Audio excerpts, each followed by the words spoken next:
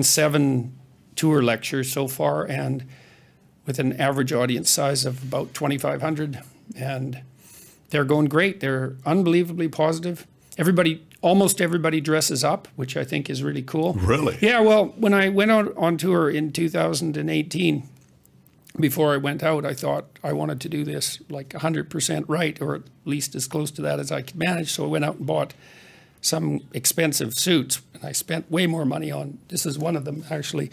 You look great, by the way. Thank you, okay. Thank you. Way more money than I ever thought I'd spend on clothes, and I really felt quite bad about it. You know, I thought maybe it was an extravagance, but I thought, no way, man, I'm going to see if I can nail this dead on, and I'm going to be speaking to, 100,000 people. I'm going to look as sharp as I possibly can.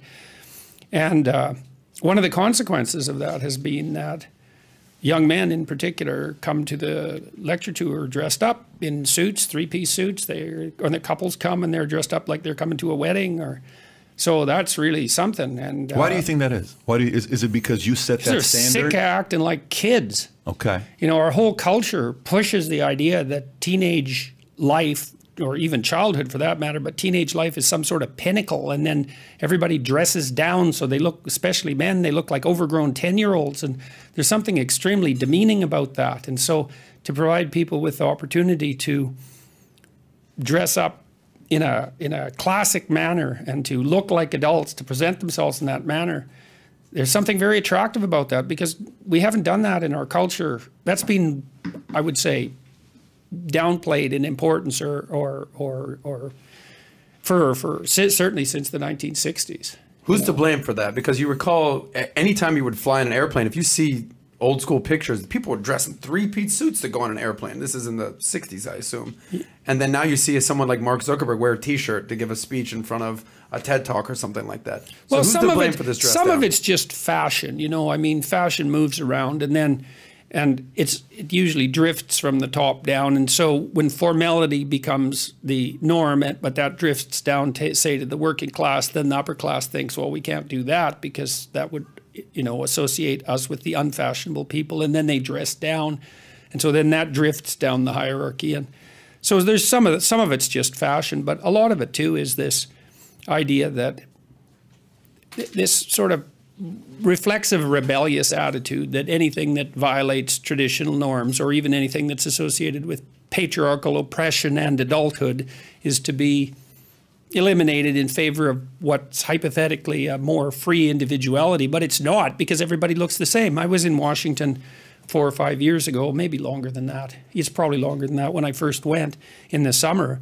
And one of the things that really struck me, all these people wandering around these great monuments, is all the men looked like overgrown 10-year-olds. They looked exactly like their kids, except they were bigger. They looked like they'd been inflated with a bicycle pump. And I thought, this is weird that adults are dressing like children, and not good. And so some of it's fashion, but some of it's also that. Is it exclusive in America? How about in Canada? What have you seen all over the world with this? No, I don't think it's exclusive to America. I think it was more noticeable to me in Washington. And I think that's when it really hit me, because Washington is, in some sense, a place of pilgrimage, and people from every class go there, and that's a good thing, and they should, from every economic class. And so it was like it was a real cross section of the total population, and that was one of the things that struck me quite bluntly. And so, anyways, it's very nice to see all these people dressed up. And when you hear the argument being made, it's the following argument. The argument is, look, you only have so much energy to make so many decisions throughout your day.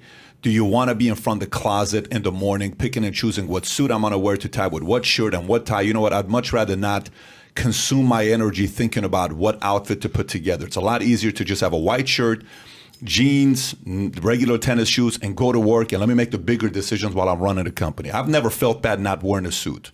Every time I've had a suit on, I felt better than just walking on with a T-shirt on, even though the T-shirt is a lot easier to do. It's a lot easier, even when you were in the military. It felt good having your greens on, having your BDU on. There was something very attractive about having a suit on. Not for the audience, just even for yourself. You felt good having a uniform on.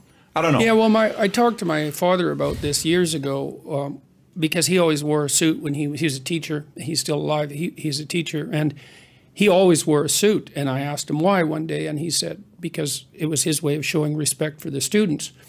And I mean, I'm not saying that everyone who doesn't dress in a suit is being disrespectful, but there's something about outfitting yourself for the task at hand. And there's also something about attempting to put some effort into putting your best foot forward. And I don't really buy the it takes more time in the morning argument. It takes a bit more time, but once you, before I went on this tour, I went through all my clothing and I tossed out everything that didn't fit, and which included a number of suits that were old, and I had to organize them, and that took about a day to get my closet in order. But then from then on, it was actually a pleasure in some sense. Do you do it yourself? No, I still did that for the tour because I had to figure out what I was going to wear. But I've had people help me make clothing decisions, let's say. Now, it's often people who would like to make suits for me. So I have that as an advantage. But I did that pretty much on my own.